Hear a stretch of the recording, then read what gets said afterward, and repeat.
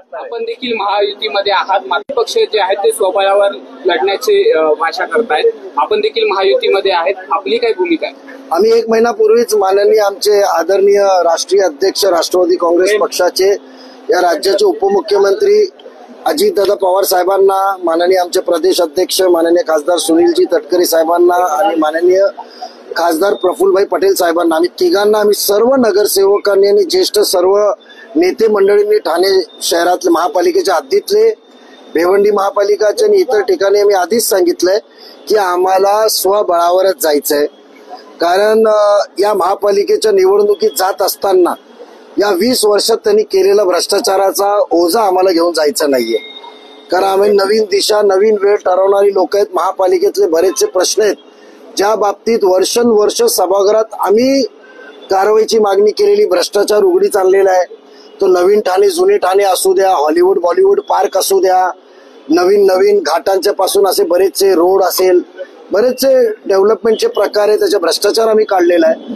म्हणून आम्ही स्वबळावरच नारा दिलेला आहे आधीच राष्ट्रवादी काँग्रेस पक्षाने. आणि आम्ही आमच्या नेत्यांना सांगितलं की आम्हाला परवानगी द्यावी, अनुमती द्यावी की आम्ही स्वबळावर जाण्यासाठी आम्ही तयार आहे. पण शेवटी जे पक्षाचा निर्णय असेल ते सर्वांना मान्य असेल. पण आमची स्वतःची इच्छा, अध्यक्ष म्हणून माझी माननीय सन्माननीय परांजपे साहेबांची, सर्व सन्माननीय माजी नगरसेवक व आम्हाला साथ देणारे सर्व नेतेगण, या सर्वांची इच्छा आहे की येत्या महापालिकेच्या निवडणुकीत स्वबळावर एकट्यानेच जायचं. दोन्ही पक्षांनी तशी तयारी सुरू केलेली आहे, आपल्याकडनं देखील तशी तयारी सुरू झालेली आहे. आधीच आमचा महापालिकेत आपण बघितलं तर शहरी भागात आम्ही 8 मागचे नगरसेवक निवडून आले होते. 4 जगदाळे साहेब त्यांच्या पॅनल शिवसेनेत गेलेला आहे. आम्ही 4च फक्त शहरी भागात आहे. उर्वरित जे नगरसेवक तेव्हा निवडून आले होते ते कळवा आणि मुंब्रा परिसरातून निले आलेले आहेत. आज 16 नगरसेवक, माजी नगरसेवक आम्ही सर्व एकत्र आहेत. माझी मागच्या टर्मचे बिन त्याच्या आधीचे पण टर्मचे नगरसेवक, माजी नगरसेवक नगरसेविका आहेत, ते आमच्या सोबत आहे. आम्ही सर्वांचं म्हणणं आहे का कळवा मुंब्रामध्ये परिस्थिती पाहता तिथे स्वबळाने जायला पाहिजे आणि त्यांचा मान ठेवून आम्ही त्याची विनंती पक्षाला केलेली आहे.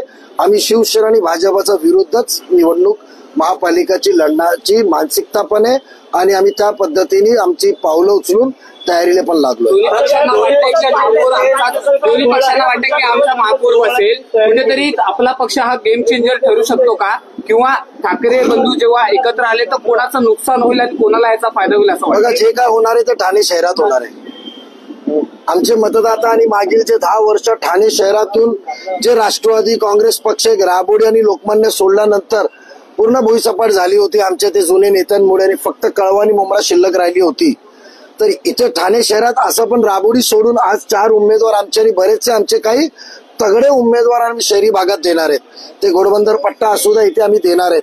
तर आम्ही काय म्हणालो, स्वबळावर जाणार आहे. कारण आमचं एक विचारसरणी, आमचा एक दूरदृष्टिकोन आहे जे ठाणे शहराला आम्ही करू शकतो. आम्ही कधी पण कोणाला पण ओपन चॅलेंज देतो का सिव्हिक्स एम्युनिटी, सिव्हिक सेन्सवर तुम्ही काय केलं आणि आम्ही काय करू शकतो, कधी पण आम्ही डिबेटला तयार राहिलो. म्हणून असं पण आम्हाला मुंब्रा परिसरात, कळवा परिसरात तिथल्या नागरिकांची इच्छा आहे का तुम्ही स्वबळानेच आमच्या सोबत यावा, आम्ही तुम्हाला चांगल्या मताधिक्याने तुम्हाला निवडून देऊ. तर इतर पक्ष कोण महापौर बसवणार आम्ही आधीच सांगितलं आणि 2 दिवसापूर्वी पक्ष कार्यकर्त्यांच्या काँग्रेसच्या मोठ्या प्रमाणावर आमच्या पक्षात प्रवेश केले शहरी भागातले कार्यकर्त्यांनी. तर कार्यक्रमातच सांगितलंय महापौर कोणाचा बसेल, कुठला बसेल ते मी सांगणार नाहीये, पण आमच्या मर्जीतलाच महापौर बसेल त्या पक्षातला, एवढा मी आपल्याला सांगतो. मी किंग मेकर सांगत नाही, एवढी मोठी गोष्ट मी कधी करत नाही ना, कुठला आमच्या पक्षातले कार्यकर्ते किंवा माझे नगरसेवक करतात. मी एवढा सांगतो का सिंहाचा वाटा महापौर कोण बसणार याच्यात राष्ट्रवादी काँग्रेस पक्षाचा सिंहाचा वाटा असेल. म्हणून जे दबाव तंत्र आमच्या नगरसेवकांवर चालू आहे, अपक्ष लढा, आघाडी तयार करा, घड्याळ कशाला पाहिजे, त्याच्या कुठल्याही दबावाला बली जाणार नाही. एकदा संपलं तरी चालेल, त्रास झाला तरी चालेल, पण पक्षाच्या चिन्हावरच आम्ही निवडणूक लढणार. असं काय तगडं बोल तुम्ही याचा फटका दिसतील बसतो महायुतीचे वरिष्ठ नेते म्हणजे युती म्हणून लढावं, खालचे लोक नाराज आहेत भाजपकडे. असं आहे की मी तुम्हाला आधीच सांगितलं कारण 2.5 विधानसभामध्ये आजच्या स्थितीमध्ये 1 सीट सोडली तर 2.5 विधानसभामध्ये सर्व महायुतीचे.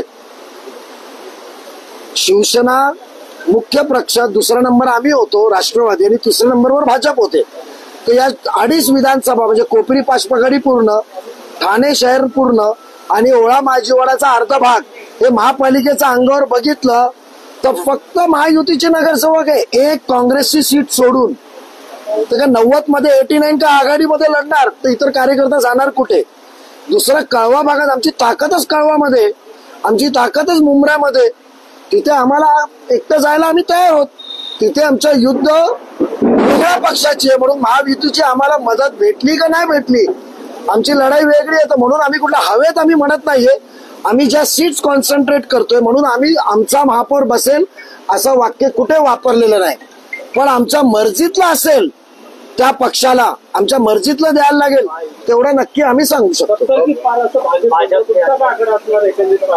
आम्ही किमान इन्शाल्लाह जी परिस्थिती आज आहे आणि ज्या पद्धतीने प्रतिसाद आम्हाला भेटते आणि ज्या पद्धतीने आमचे सर्व माजी नगरसेवक उमेदवार आणि एकोप्याने आम्ही जे काम करत आहोत तर आमचा अंदाज आहे की आम्ही किमान कमीत कमी 25 नगरसेवक निवडून आणू. गेल्या काही दिवसापासून मोठ्या प्रमाणात इन्कमिंग सुरू आहे. अजून पण यापुढे इन्कम असं सुरू असणार का तुमच्याकडे? हो बा, आता तर सुरुवात झाली. आता ठाणे शहर संपलाय, ठाणे शहर संपलाय. अजून मुंब्र्याला आम्हाला इन्कमिंग सुरू करायची आहे ती अजून आम्ही शेवटी करू ना. कारण मागच्या वेळी आम्ही बघितलं का कळवा मुंब्र्यातले इन्कमिंग केल्यानंतर इतर लोकांकडून पण दबाव आणि फोन जातात आमच्या पक्षात नाही येऊ म्हणून. तर आम्ही एवढ्या लवकर आम्ही पत्ते उघडणार नाही पण 100% चांगली इन्कमिंग होणार आहे. निष्ठावंत कार्यकर्ते जे म्हणत होते राष्ट्रवादीचे दादांसोबतचे असं काही म्हणत आहे की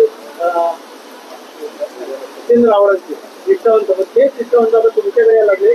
येणाऱ्या काळात असं आहे बघा का ते कार्यकर्ते जिथे राहिले होते ते डे टू डे माझ्या संपर्कात होते. आज विक्रम कामकर चे बंधू जे वारले हॉस्पिटलमध्ये आमची प्रार्थना आहे त्यांच्या कुटुंबाला. आज तेव्हा ज्या अडी अडचणीत होते त्या हक्कानी माझ्या संपर्कात होते. ते आता शिवसेनेत गेले तुम्ही विचारू शकतात माझ्या संपर्कात होते.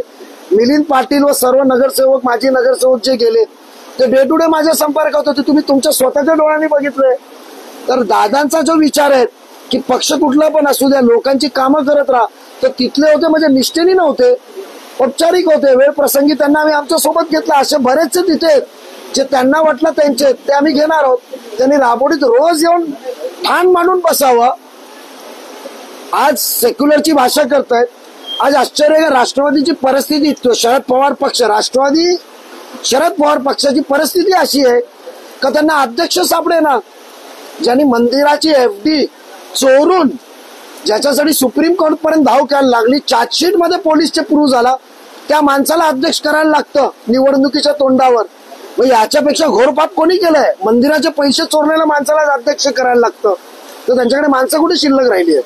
आमदारकी निवडणुकीमध्ये ज्या पद्धतीने महाराष्ट्रामध्ये भाजपच्या वतीने पुढे तुम्हाला फटका बसलेला त्या वतीने तुम्ही पुढे ठाण्यात बघा निवडणुकीत भाजपमुळे फटका बसला तर भाजप आणि शिवसेनेमुळे मला कळवत मतं पण तेवढी जास्त भेटली.